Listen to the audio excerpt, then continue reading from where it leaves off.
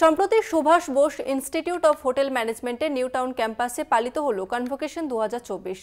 অংশগ্রহণ করেছিল SBIHM এর বিভিন্ন ম্যানেজমেন্টের গ্র্যাজুয়েশন ও পোস্ট গ্র্যাজুয়েশন স্তরের 300-র বেশি ছাত্রছাত্রী।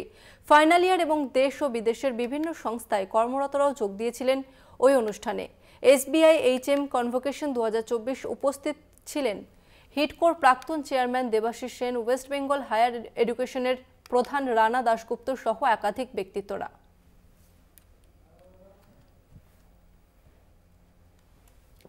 সম্প্রতি Subhash Bose Institute of Hotel ম্যানেজমেন্টের নিউ টাউন ক্যাম্পাসে পালিত হলো কনভোকেশন 2024। অংশগ্রহণ করেছিল SBIHM এর বিভিন্ন ম্যানেজমেন্টের গ্র্যাজুয়েশন ও পোস্ট গ্র্যাজুয়েশন স্তরের 300-র বেশি ছাত্রছাত্রী।